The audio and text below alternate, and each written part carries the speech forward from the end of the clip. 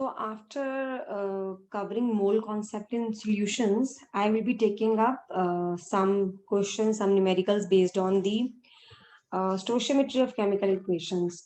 Now, what is stoichiometry first of all of chemical equations? See, mole concept करने के बाद आपको ये समझना quite easy हो जाता है this concept. That's why I took up this part of the uh, some basic concepts of chemistry, that is stoichiometry. You know what is stoichiometry? See, whenever we write a balanced chemical equation, it gives us a lot of information. Any balanced chemical equation gives us a lot of information, and that information can be used in various ways.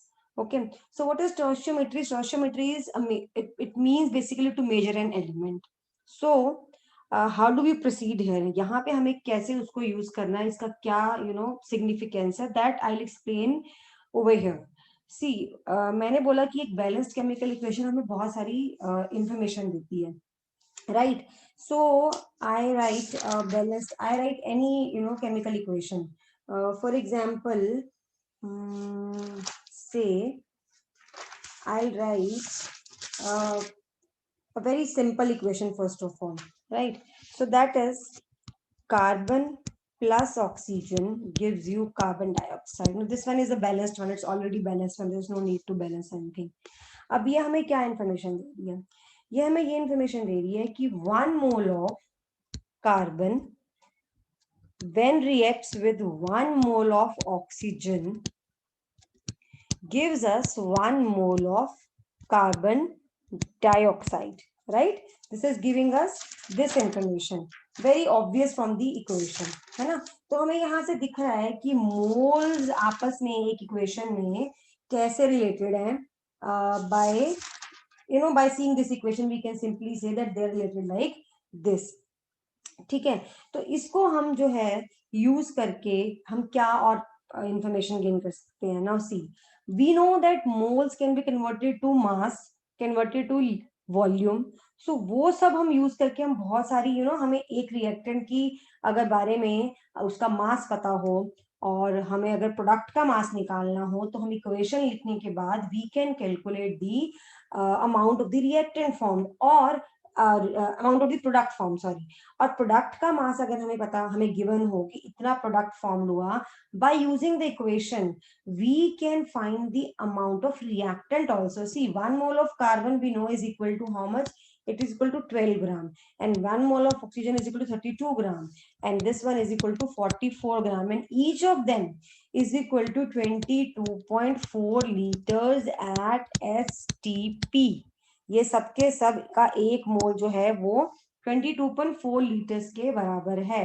So at 1 mole of them, right? So अब इसको हम use करके आपको ये बोला हो कि ये बताइए कि 4 gram of carbon on burning will produce how much amount of carbon dioxide. So you can easily calculate. आपको इस इक्वेशन से दिख रहा है कि 12 ग्राम of carbon on burning will produce 44 gram of CO2. It is obvious from this particular equation. So 4 gram of carbon will produce how much gram of CO2 is very very obvious, है ना? इसको किया and then 44 by 3 grams of CO2 like this. तो ये हुआ आपका mass and mass relationship जो मैंने यहाँ पे लिखा कि based on involving mass. So we will be doing mass relationship, we will be doing mass volume, मतलब एक का मास दूसरे की वॉल्यूम निकालना या एक का वॉल्यूम दूसरे का मास निकालना. then we will be doing volume relationship based questions. Now because in this video I am taking up mass relationship questions, so मैं आपको अभी वही explain कर रही हूँ तो किस तरह से हम जो है mass relationship use करते हैं. See, this was a very simple example. Let me take some other example. Now carbon, for example, carbon disulfide on burning produces carbon dioxide plus sulfur dioxide. You have to balance this equation, right? So यहाँ पे 3 and 2, this is balanced. Now if I ask you ki calculate the amount of calculate the amount of sulfur dioxide produced on burning. Suppose I ask you on 1 gram of carbon disulfide, calculate the amount of sulfur dioxide produced. So what will you do? Again, you will use the stoichiometry. Stoichiometry is, writing the balanced chemical equation. Then उसमें देखो कि first of all कितने मोल से कितने मोल that particular substance is being produced, जो हमें पूछा है. देन उस मोल को ग्राम में कन्वर्ट करो, and then you can calculate the amount of another substance produce. For example, हमें यहाँ पे 1 ग्राम के लिए निकालना है. So right now I am erasing it. See, this equation, this balanced chemical equation says कि it says that 1 mole of carbon disulfide produces 2 moles of sulfur dioxide, right? What is the amount of 1 mole of carbon sulfide? इसका आप add करिए weight of carbon, this is 76 ग्राम है. ये carbon का 12 plus 64 of this is equal to 76 gram. तो 76 gram of carbon disulfide will produce how much amount of sulfur dioxide? 2 moles, and 2 moles of sulfur dioxide is equal to 2 into this will be equal to sulfur का कितना 32 plus 32, that is 64 into yes 32 sulphur का and oxygen के 2 का 32, that is 64. तो 2 into 64 is 4 to ये हो गया 128 grams. So now we can see by balanced chemical equation that 76 gram of carbon disulfide is giving us 128 gram of sulfur dioxide. This is equal to 128. So what did we ask? Like what was the question? So therefore 1 gram of carbon disulfide will give 128 upon 76 grams of sulfur dioxide upon burning. So this is how we use mole relationship to sorry, not mole mass relationship while solving the questions based on these kind of like this stoichiometry. So इसको बोलते हैं stoichiometry, मतलब एक calculation of the mass of a particular element, not an element only. हम किसी भी reactant, किसी भी product का mass निकाल सकते हैं by using this thing like this, mass relationship and this stoichiometry.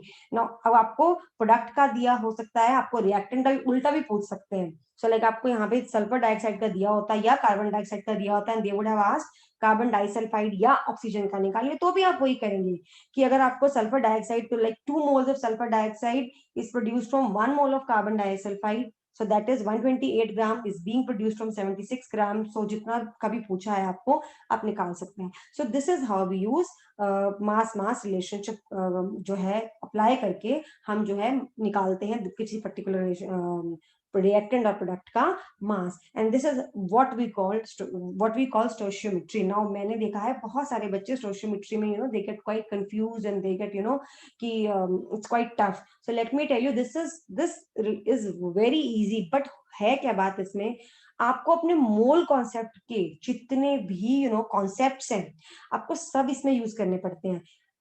अभी मास कर रहे हैं, देन मास वॉल्यूम करेंगे, तो उसमें आपको पता होना चाहिए मास एंड वॉल्यूम में, एंड देन वॉल्यूम भी करेंगे.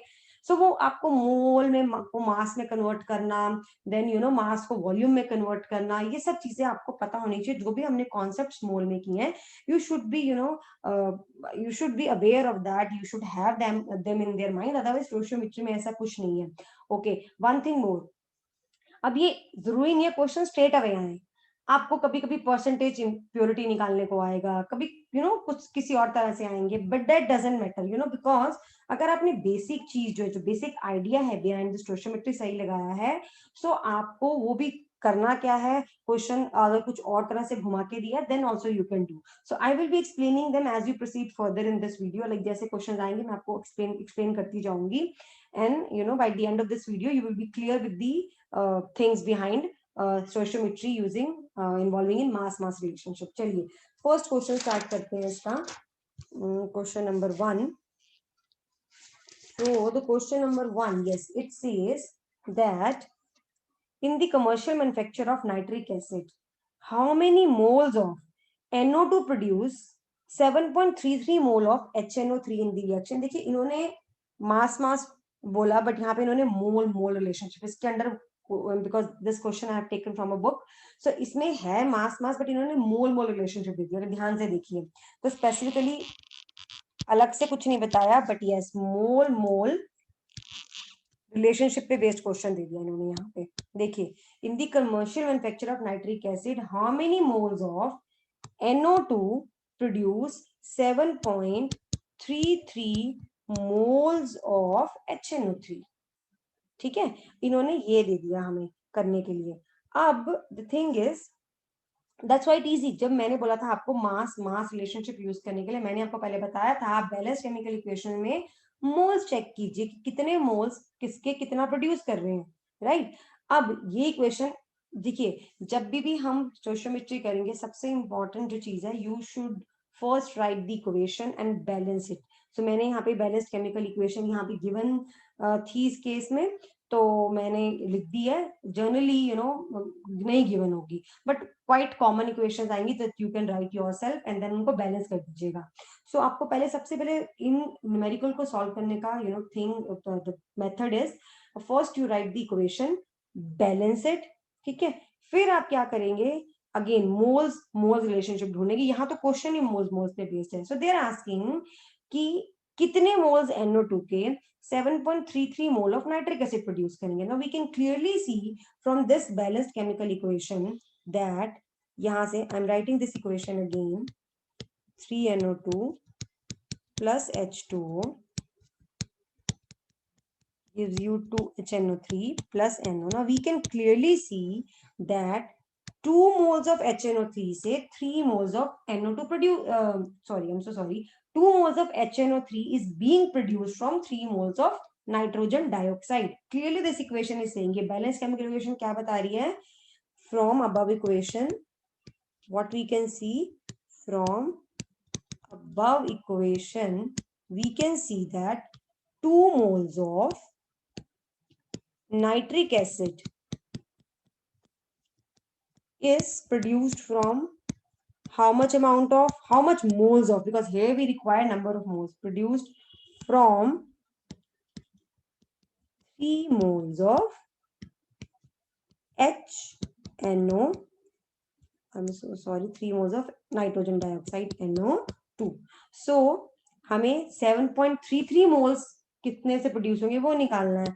Therefore 7.33 moles of HNO3, that is nitric acid, will be produced from 3 by 2 into 7.33, which is equal to 10.995 moles of NO2.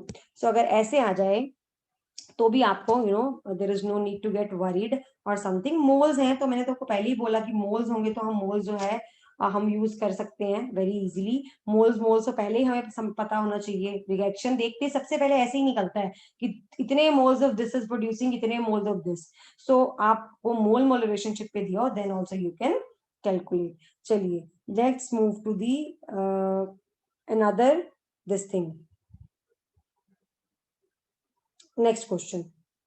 Okay, so how much iron can be theoretically obtained by the reduction of 1 kg of ferric oxide? See, theoretically because it is not necessary कि हम जो है ferric oxide की जितना भी amount है उसकी reduction करें, उससे एग्जैक्टली जितना एक इक्वेशन बता रही है उतना ही आ जाए. तो थ्योरेटिकली मींस एक बैलेंस्ड केमिकल इक्वेशन जो है फेरिक ऑक्साइड की रिडक्शन पे कितना आयरन प्रोड्यूस करती है. So that is known as theoretical amount. So what is the equation for reduction of Fe2O3? Reduction of Fe2O3, this is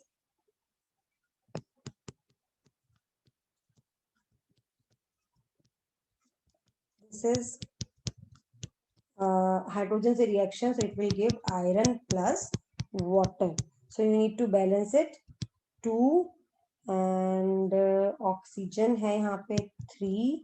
So this is a balanced chemical equation now. ठीक है, अब इन्होंने बोला है by reduction of 1 kg of Fe2O3, 1 kg of Fe2O3 से कितना iron produce होगा ना. You can just by seeing the equation say, tell that 1 mole of Fe2O3 on reduction gives how much moles of iron? Gives 2 moles of iron. Now see, अब यहाँ पे proper मास mass relationship आ गया. हम यहाँ पे mass mass relationship use करेंगे, moles को mass में कन्वर्ट करेंगे. Now what is the amount of 1 mole of Fe2O3?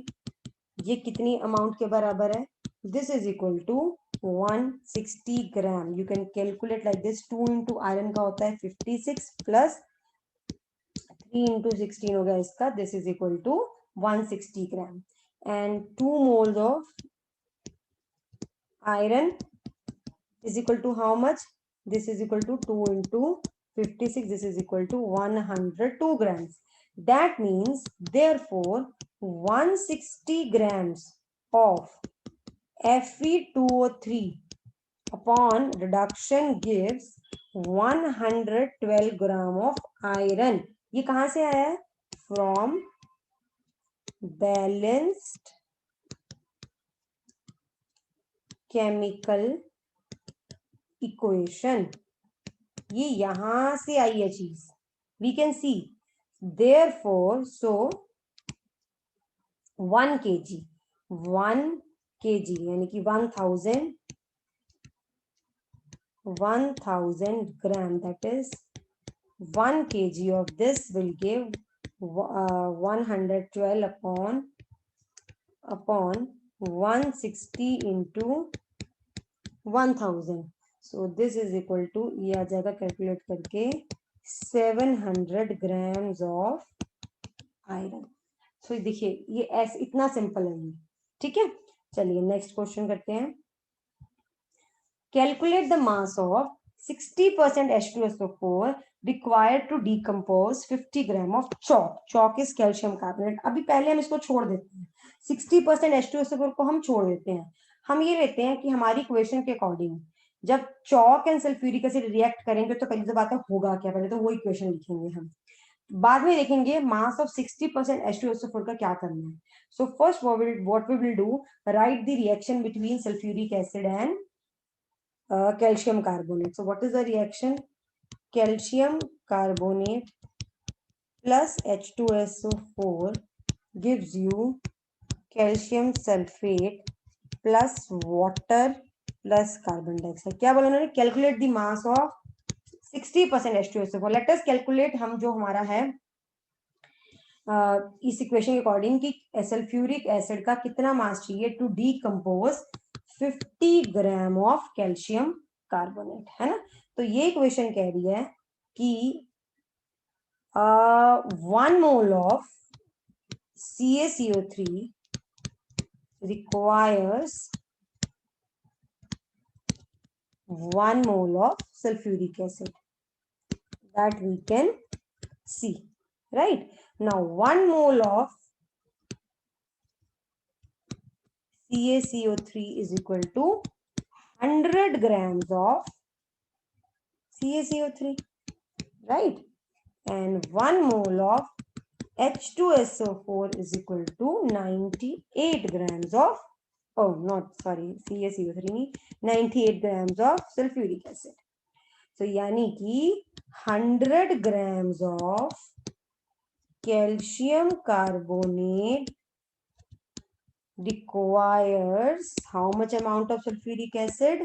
98 gram of. ये मैं नहीं कह रही हूँ, ये आपकी बैलेंस्ड केमिकल इक्वेशन कह रही है. सो हमें कितने के लिए निकालना है? 50 gram of calcium carbonate requires 98 upon 100 into 50. This is equal to 49 grams of H2SO4. Now what about 60% का? कि of 60% H2SO4 तो उसके लिए क्या करेंगे? It is 60% H2SO4. That means, और हमारा कितना आया? 49 ग्राम.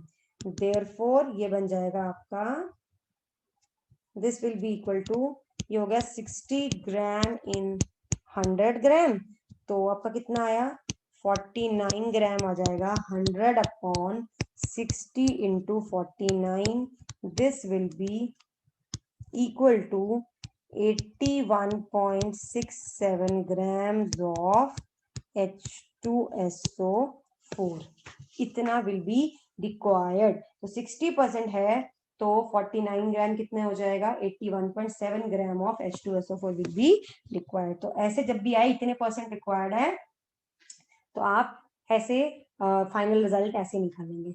चलिए ठीक है, मैंने आपको बोला था ना अभी 60% छोड़ देते उसको बाद में यूज करेंगे, तो ऐसे हम उसको यूज करेंगे। चलिए नेक्स्ट क्वेश्चन करते हैं। Which is cheaper 40% hydrochloric acid at the rate of 50 पैसा पर केजी और 80% H2SO4 at the rate of 25 पैसा per kg to completely neutralize 7 kgs of caustic potash। Again अभी के लिए 40% वाली चीज भूल जाते हैं, 40% हाइड्रोक्लोरिक एसिड या 80%। इन्होंने बोला है कि दोनों में से क्या चीपर है, hydrochloric acid at the rate of 50 पैसा पर केजी या sulphuric acid at the rate of 25 पैसा पर केजी। दोनों की परसेंटेज को हम बाद में यूज करेंगे to neutralise 7 kg of caustic potash. तो हमें क्या करना है, हाइड्रोक्लोरिक एसिड और caustic potash. What is caustic potash? It is potassium hydroxide. पहले हमें इन दोनों में रिएक्शन लिखनी है, मतलब HCl की KOH के साथ एंड सल्फ्यूरिक एसिड की KOH के साथ। First let us right the equation. So KOH plus HCl will give KCl plus water, है ना, ये रिएक्शन है। And KOH plus sulfuric acid will give K2SO4 plus H2O 2 and ये हो गया यहाँ पे 2। सो अब इक्वेशन तो बैलेंस थी, ये हमने बैलेंस कर दी। ये इक्वेशन होगी। अगर पोटेशियम हाइड्रोक्साइड HCl के साथ रिएक्ट करेगा तो ये आएगा, अगर पोटेशियम हाइड्रोक्साइड सल्फ्यूरिक एसिड के साथ करता है तो ये आएगा। हमें निकालना है कि 7 kg ऑफ पोटेशियम हाइड्रोक्साइड के साथ रिएक्ट करने के लिए कौन सा चीपर है, HCl या सल्फ्यूरिक एसिड। तो first let us take HCl। पहले हम क्या करते हैं, HCl का निकालते हैं। सो KOH plus HCl gives you KCl plus water.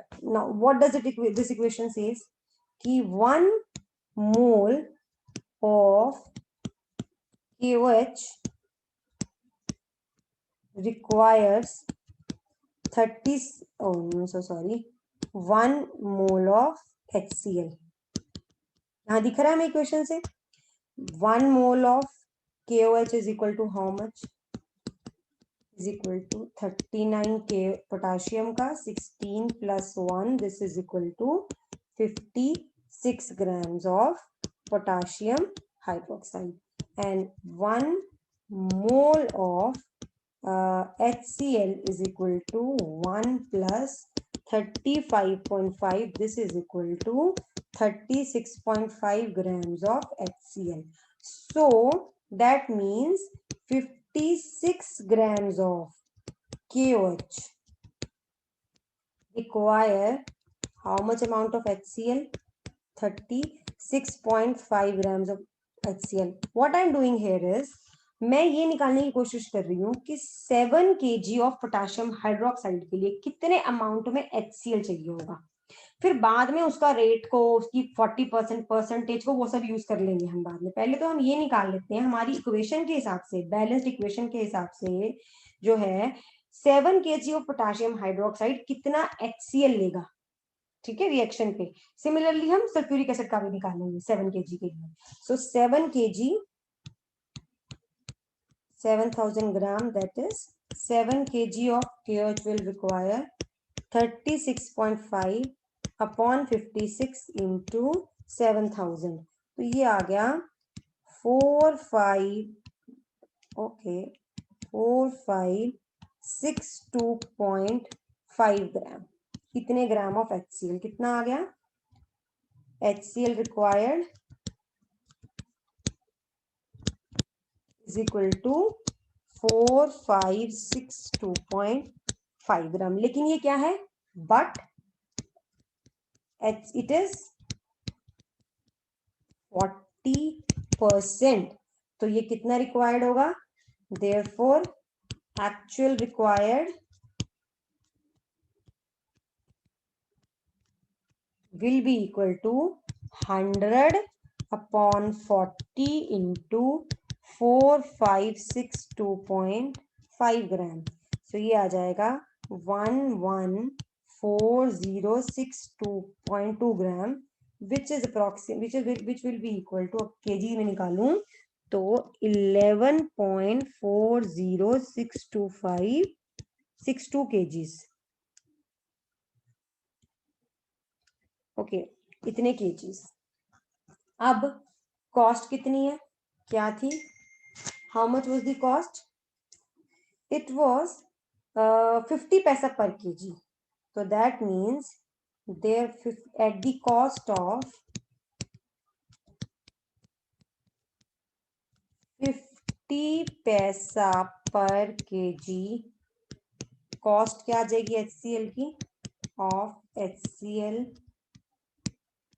required will be equal to 11.4062 into 50। so ये आ जाएगी आपकी 570 point, okay I need to calculate it first, एक मिनट रुकिए।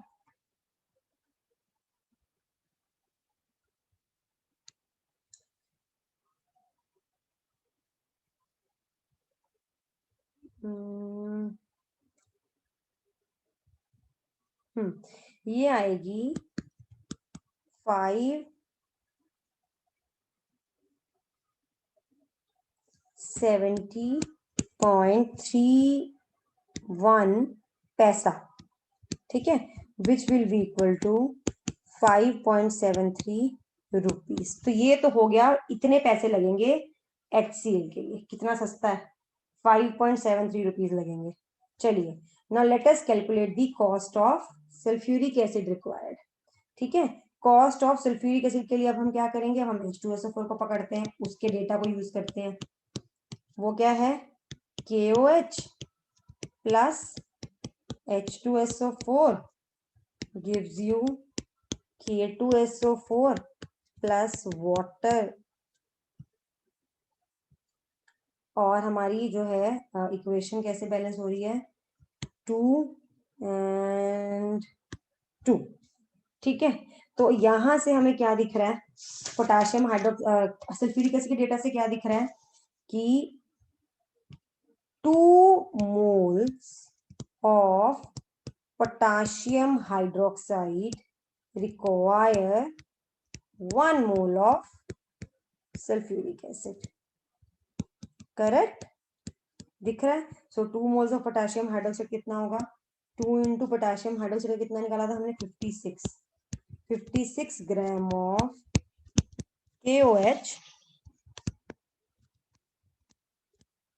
require 98 grams of H2SO4। Sulphuric acid का molecular mass होता है 98, so that means 7000 grams, that is 7 kg of potassium hydroxide will require 98 upon 2 into 56 into 7000, तो ये आ जाएगा हमारा 6125 ग्राम्स।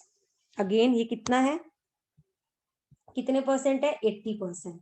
तो अब निकालेंगे उस according, but H2SO4 is 80%, therefore amount of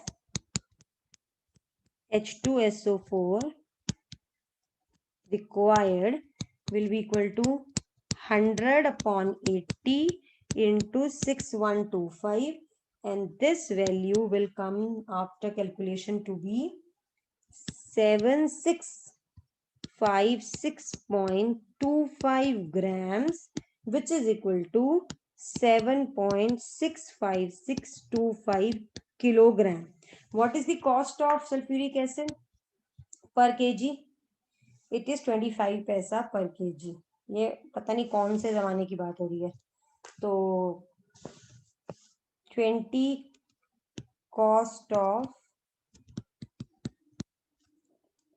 at cost of 25 पैसा per kg. Cost of sulfuric acid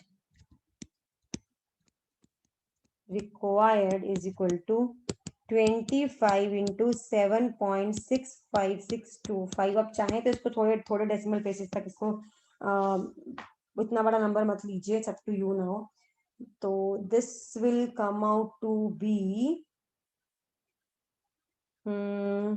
ये आएगा 191.40 पैसा, which is equal to 1.91 rupees तक ले रही हूँ मैं इसको. सो कौन सा सस्ता पड़ा, चीपर पड़ा? ये है 5.73 रुपीज, ये है कॉस्ट HCl की, एंड ये पड़ रहा है सल्फ्यूरिक एसिड पड़ रहा है हमें 1.91 रुपीज का. Therefore H2SO4 is cheaper. यही पूछा था ना इन्होंने, which is cheaper. So sir 80% H2SO4 is cheaper. हाँ, आप यहाँ पे जरूर लिखेंगे 80% H2SO4 इज चीपर. ओके, चलिए नेक्स्ट क्वेश्चन करते हैं. Excess of silver nitrate solution was added to 2.2 gram sample of common salt dissolved. ये दिस इज यहाँ पे थोड़ा सा एरर है. dissolved in water. The mass of dried precipitates of silver chloride was 2.11 gram. Calculate the percentage purity of common salt. देखो है again मास पे based ये क्वेश्चन, बट थोड़ा परसेंटेज प्योरिटी पूछती. किया क्या है, सिल्वर नाइट्रेट को ऐड किया. सिल्वर नाइट्रेट को पहले आप सीधा क्वेश्चन समझे कीजिए, न्यूमेरिक मतलब उसमें इक्वेशन क्या आनी है. सिल्वर नाइट्रेट का सोल्यूशन ऐड किया. पहले मैं देखो कितने को कितने में डाला. अब ये देखिए किसके साथ किसको रिएक्ट कराया. सिल्वर नाइट्रेट सोल्यूशन को रिएक्ट कराया common salt dissolved in water. Water से हमें कोई लेना देना नहीं है. यहाँ पे रिएक्शन जो होगी वो सिल्वर नाइट्रेट और NaCl के बीच में होगी. और वो रिएक्शन क्या होगी, वो रिएक्शन होगी सिल्वर क्लोराइड के प्रेसिपिटेट्स बनते हैं प्लस NaNO3 बनेगा.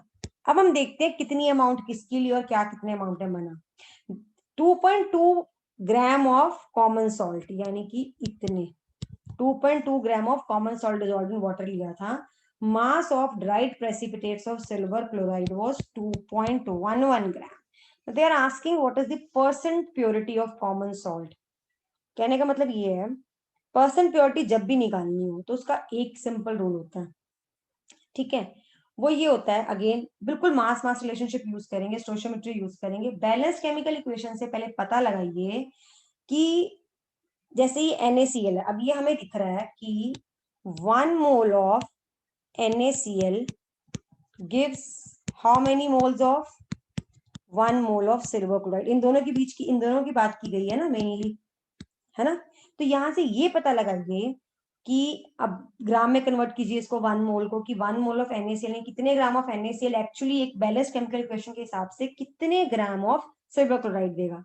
फिर जो ये 2.2 ग्राम सैंपल है, इसको कितने amount of silver chloride ideally देना चाहिए, वो यहीं से आएगा.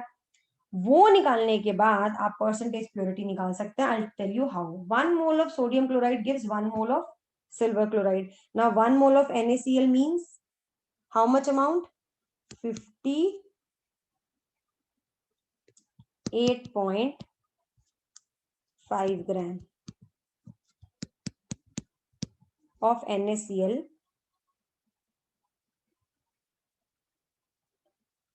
It gives how much amount of AgCl?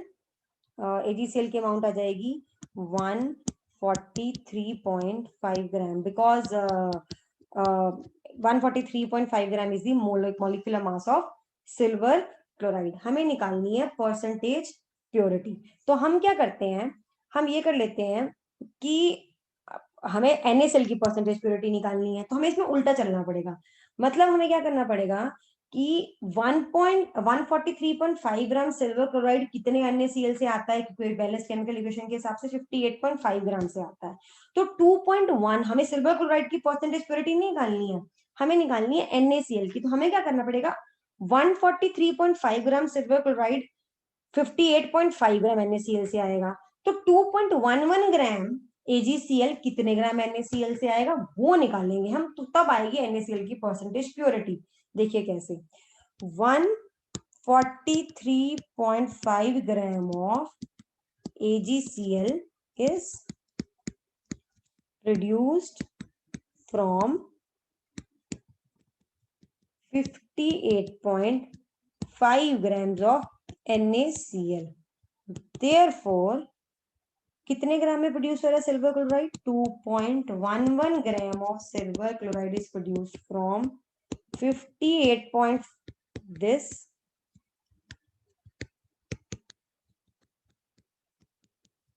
is equal to this, right. So ये आ जाएगा आपका 0.8601 ग्राम्स ऑफ NaCl से। कहने का मतलब ये है कि लिया हमने 2.2 ग्राम NaCl था, लेकिन उसमें से सिर्फ 0.8601 ग्राम NaCl ही था, तभी तो उसने रिएक्ट करके 2.11 ग्राम AgCl दिया। तो परसेंटेज प्योरिटी का मतलब है कि this is the actual amount of NaCl, और हमें सैंपल में कितना बोला, 2.2 ग्राम का। So this amount upon 2.2 into 100 gives us the percentage purity of NaCl. This is the actual amount of NaCl, which gave us 2.11 gram of silver chloride. So that means percentage purity. So therefore, percentage purity of sample of NaCl is equal to actual amount of 0.8601 upon 2.2 into 100. This is equal to 39.909% is the percentage purity of the sample.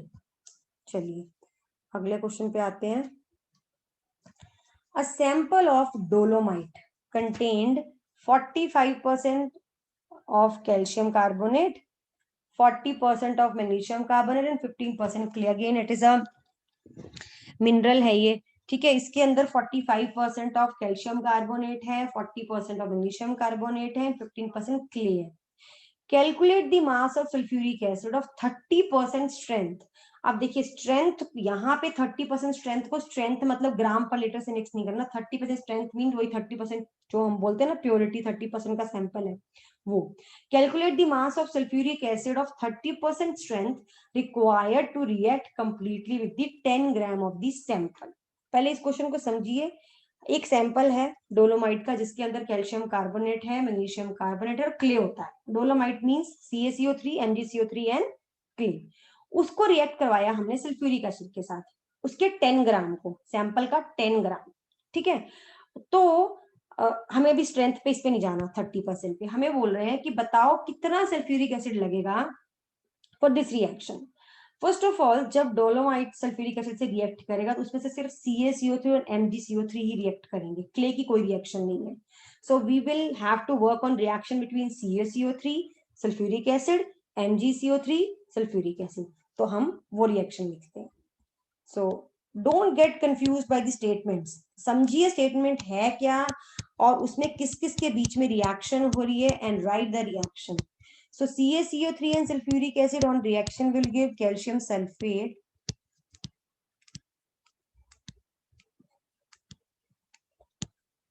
plus water plus CO2, ठीक है। And what is happening here is, again इसमें से magnesium carbonate react कर रहा है H2SO4 से to give magnesium sulfate plus water plus carbon. This is the reaction happening.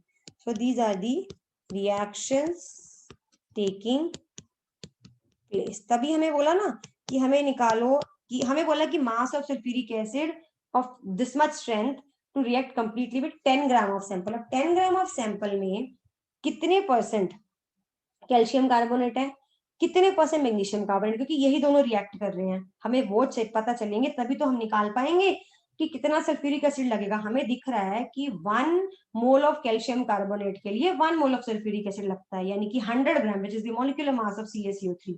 So 100 gram के लिए 98 ग्राम सल्फ्यूरिक एसिड लगता है। तो इस सैंपल में कितना कैल्शियम कार्बोनेट वो तो पता लगाना पड़ेगा हमें। सिमिलरली मैग्नीशियम कार्बोनेट की अमाउंट पता लगानी पड़ेगी, राइट। वो कैसे आएगी? total amount of sample is 10 gram, right? It is 10 gram. Percentage of calcium carbonate,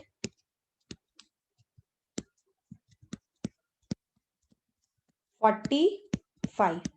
Therefore 45% of 10 gram is equal to 45 by 100 into 10. This is equal to 4.5 gram of calcium carbonate is sample में. Similarly, it contains 40% of magnesium carbonate. Therefore, amount of MgCO3 in sample would be equal to 40 by 100 into 10. This is equal to 4 grams of magnesium carbonate. ठीक है ना? This is equal to 4 grams of magnesium carbonate. अब हमारे पास आ गया 4.4 ग्राम आ गई इसकी amount CaCO3 की, और इसकी आ गई मैग्नीशियम कार्बोनेट की आ गई। अब तो हम बैलेंस केमिकल इक्वेशन के हिसाब से निकाल सकते हैं कि 4.5 ग्राम ऑफ कैल्शियम कार्बोनेट के लिए कितना सल्फ्यूरिक एसिड लगेगा एंड 4 ग्राम के लिए कितना लगेगा। दोनों को ऐड करेंगे, फिर उसकी स्ट्रेंथ के अकॉर्डिंग हम निकाल लेंगे, परसेंटेज प्योरिटी, इसकी प्योरिटी के अकॉर्डिंग निकाल लेंगे हमें कितना सल्फ्यूरिक एसिड लगेगा। ठीक है, तो फॉर CaCO3 पहले कितना सल्फ्यूरिक एसिड लगेगा? CaCO3 plus H2SO4 gives you calcium sulfate plus water plus CO2. Now 1 mole of CaCO3 requires 1 mole of H2SO4. This we can easily see from the equation. That is 100 gram of CaCO3 requires 98 gram of H2SO4. तो हमने कितना required आया था, हमारा कितना था calcium carbonate का amount? 4.5 gram of this requires 98 upon 100 into 4.5, and this value will come out to be 4.41 gram of H2SO4. Similarly, for magnesium carbonate, for MgCO3, write the equation. MgCO3 plus H2SO4 gives you magnesium sulfate plus water plus carbon dioxide. Now 1 mole of magnesium carbonate requires 1 mole of sulfuric acid. Therefore, that is कितना हुआ? 1 मोल का मास magnesium carbonate का molecular mass होता है 84 ग्राम, magnesium का 24, carbon का 12 और 3 oxygen का 48 करके निकाल लीजिए।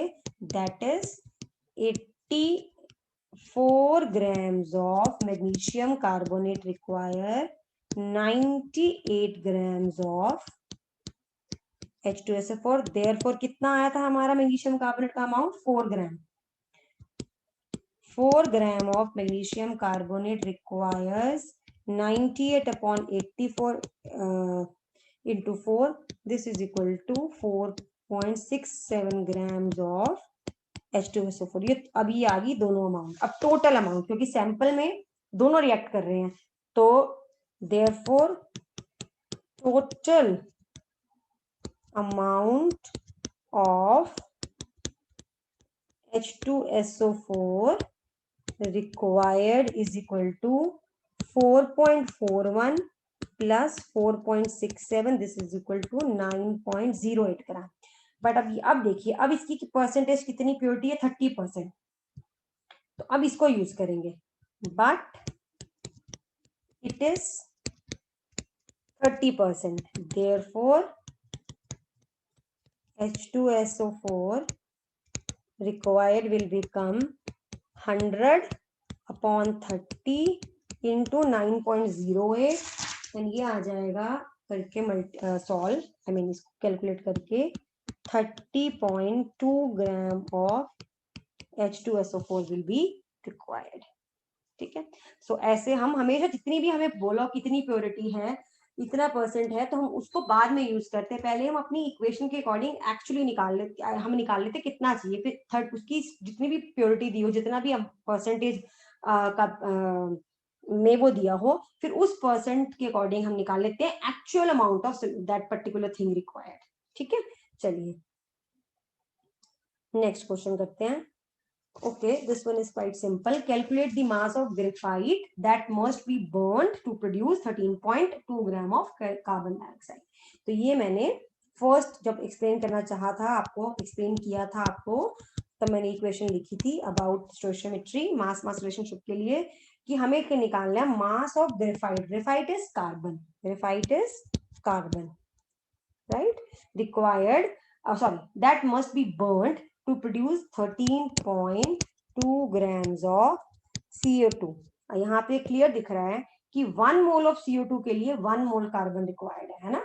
1 mole of CO2 requires 1 mole of CO2 requires 1 mole of graphite.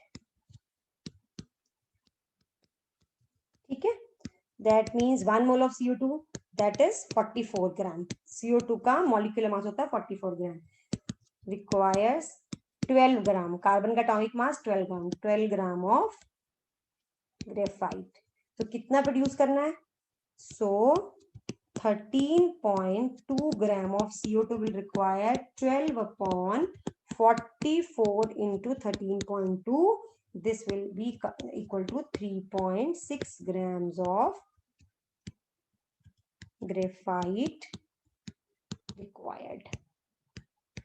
तो मतलब 13.2 ग्राम कार्बन डाइऑक्साइड प्रोड्यूस करने के लिए 3.6 ग्राम हमें ग्रेफाइट लगेगा। सो ये बहुत ही स्ट्रेट अवे क्वेश्चन था, बाकी भी सिंपल थे, बस कहीं पे हमें इतने परसेंटेज दे दी जाती है, कितने percent of that particular acid है, तो उसके अकॉर्डिंग हमें फाइनल आंसर निकालना पड़ता है।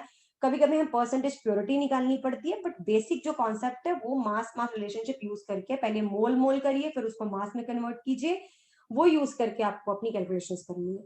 चलिए last question of this topic. Okay, 1 gram mixture of 1 gram of a mixture of potassium and sodium chloride, potassium chloride and sodium chloride। तो ये यहाँ पे कंफ्यूज नहीं होना, पोटाशियम क्लोराइड है एंड सोडियम क्लोराइड है, on treatment with excess of silver nitrate gives 2 gram of AgCl।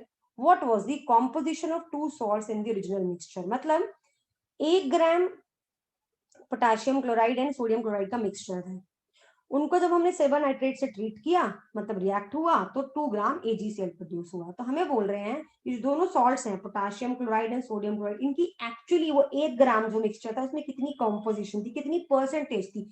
मतलब पहले आप अमाउंट निकाल लीजिए कि 1 gram mixture of KCl and NaCl में कितने ग्राम KCl था, कितने ग्राम NaCl था, फिर हम उससे परसेंटेज निकाल सकते हैं। वेरी इजी है ना, कि उसमें कितनी परसेंटेज थी उनकी, तो वो निकालना है। तो अब हो क्या रहा है, दो चीजें हैं, KCl एंड NaCl, दोनों रिएक्ट करेंगी सिल्वर नाइट्रेट से, तभी AgCl बन रहा है 2 ग्राम में। सो मतलब हो क्या रहा है, KCl is reacting with AgNO3 to give AgCl plus NaNO3। ठीक है, जो भी हमें जिन भी रिएक्टेंट्स और प्रोडक्ट्स के बारे में बोला हमें उन्हीं पे फोकस करना होता है। हमें सोडियम नाइट्रेट से कोई लेना देना नहीं है, वो बन रहा है as a product but that is not required because इसके बारे में कुछ मेंशन ही नहीं किया। और ना ही हमें सिल्वर नाइट्रेट की कोई अमाउंट के बारे में मेंशन किया है। तो यहाँ पे ना हम सिल्वर नाइट्रेट से कोई लेना देना रखेंगे अपना, ना सोडियम नाइट्रेट से रखेंगे। ऐसे ही आपको हर न्यूमेरिकल हर क्वेश्चन में करना है। जिनकी अमाउंट्स के बारे में, जिनके मोल्स के बारे में, जिनकी आगे हम वॉल्यूम्स करेंगे उनके बारे में इंफॉर्मेशन हो, सिर्फ उन्हीं पे फोकस करना है। And second equation is NaCl plus AgNO3 again gives you AgCl plus, sorry मैंने यहाँ पोटाशियम नाइट्रेट लिखना था और यहाँ पे बनेगा सोडियम नाइट्रेट। तो इन दोनों पे हमें फोकस नहीं करना है। ठीक है, हो क्या रहा है, ये मिक्सचर है 1 ग्राम का, तो जब ये रिएक्ट कर रहा है तो ये AgCl दे रहा है टोटल 2 ग्राम। तो हमें निकालनी है उस 1 ग्राम मिक्सचर के अंदर कितना KCl है, कितना NaCl है। तो again same stoichiometry but single single लेंगे, यानी कि पहले KCl प्लस सिल्वर नाइट्रेट की इक्वेशन लेते हैं। नहीं, पहले इससे पहले हम ये कर लेते हैं कि लेट टोटल मिक्सचर 1 ग्राम है, let X gram be the amount of KCl in the mixture, in the 1 gram mixture. Therefore, amount of NaCl will be equal to 1 minus X gram. क्योंकि हमारे पास है, हमें यही निकालना है, तो हमें इसको अपनी स्टोइचियोमेट्री में यूज करना पड़ेगा। Now let us right the equation KCl plus AgNO3 वाली पहले gives you AgCl plus potassium nitrate. तो किन इक्वेशन, किन रिएक्टेंट्स और प्रोडक्ट्स के बीच में डील करना है, KCl एंड AgCl। तो इन्हीं पे बात करते हैं। Now this equation says 1 mole of KCl gives 1 mole of AgCl। That is 1 mole of KCl की अमाउंट कितनी होती है, 74.4 ग्राम। बिकॉज वाई, बिकॉज KCl का मॉलिक्यूलर मास होता है 74.5 gram and 1 mole of AgCl means 143.5 grams because again molecular mass of AgCl is, molar mass of AgCl is 143.5 gram. so कितने ग्राम है इस मिक्सचर में हमारा KCl, X ग्राम हमने माना ना, एज्यूम किया। so X gram of KCl gives how much amount of AgCl, 143.5 upon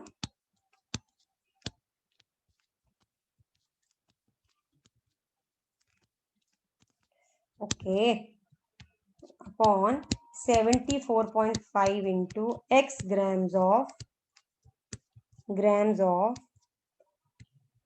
AgCl। तो X ग्राम KCl देगा हमें इतने ग्राम, ठीक है, of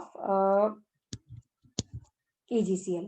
In the same way, we will write the equation again for reaction between sodium chloride and silver nitrate to give silver chloride and sodium nitrate. Now ये equation क्या कहती है, ये भी यही कहती है कि 1 मोल ऑफ, अगेन हमें इन दोनों के बीच में डील करना है, so 1 mole of NaCl gives 1 mole of AgCl। that is sodium chloride का मॉलिक्यूलर मास होता है 58.5 gram of NaCl। this gives 143.5 gram of AgCl। और जो हमारा मिक्सचर है 1 ग्राम, उसमें NaCl की अमाउंट कितनी है, 1 minus X gram. So 1 minus X gram of NaCl gives 143.5 upon 58.5 into 1 minus X gram of AgCl। अब हमें ये पता है कि टोटल अमाउंट में सिल्वर क्लोराइड 2 ग्राम प्रोड्यूस हुआ है।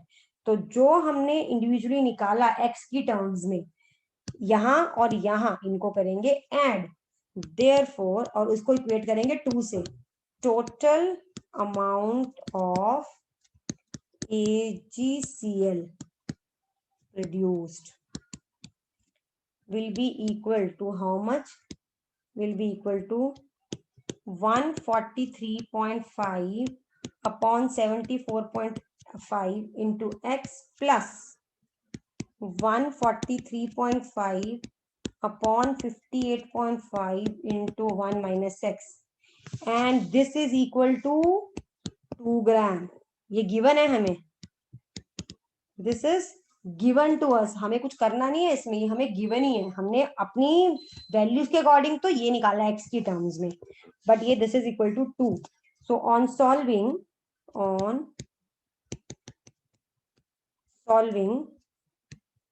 जो x आएगा, x will come out to be 0.86 gram. ठीक है, देयरफॉर ये हो गया, यानी कि अमाउंट ऑफ, ये KCl का अमाउंट हो गया. Therefore NaCl is equal to 1 minus x which is equal to 1 minus 0.86 is equal to 0.14 ग्राम. हमें क्या निकालना है? हमें निकालना है इनकी कॉम्पोजिशन. अब ये मिक्सचर था 1 ग्राम, KCl आया 0.86, तो NaCl कितना आएगा देखिए. Let me add one page for this.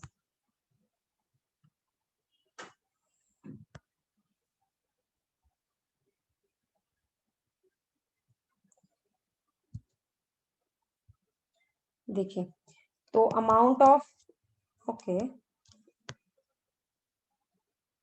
Amount of KCl आ गया, amount of KCl is equal to 0.86 gram and amount of NaCl is equal to 0.14 gram. Therefore percentage composition of KCl, total mixture कितना है 1 gram है ना हमारा, तो 0.86 upon 1 into 100, this is equal to 86%, and percentage composition of NaCl in the mixture 0.14 upon 1 into 100 is equal to 14%. तो ये हो गया हमारा percentage composition of both in the mixture. Now one more thing, जब भी आप x को solve करेंगे, मेरी वैल्यू आई है 0.86, यहाँ पे वैल्यूज माइट वेरी लिटिल, मतलब आपकी वैल्यू हो सकता है 0.85 समथिंग आए, तो आपकी कॉम्पोजिशन आ जाएगी KCl की 85%, उसकी आ जाएगी 15%. दैट इज ऑल राइट, क्योंकि जब आप इसको 143.5 बाय 74.5 को डिवाइड करते हैं, ये सब सॉल्व करते हैं, कितने डेसिमल प्लेसेस तक लिया है आपने, राउंड ऑफ कैसे किया है, वो बहुत मैटर करता है. तो जरूरी नहीं है कि आपका 86% आए, मतलब 0.86 ही आए x value, it might come 0.85 something, 0.854 something, that is all right, that is perfectly all right. मैंने किया था तो मेरा मेरा 85 एक राउंड ऑफ करने के बाद एक बार 0.85 भी आया था. ठीक है, तो बट दैट्स ऑल राइट. 0.86 नहीं आ रहा तो 0.845 भी आ रहा है, 0.85 भी आ रहा है, that is all right, in this particular case. So this was about the stoichiometry of chemical equations in using mass relationship, in involving mass relationship. चलिए मैं नेक्स्ट वीडियो में हम डिस्कस करेंगे, हम सॉल्व करेंगे कुछ questions on mass and volume relationship in the chemical equations.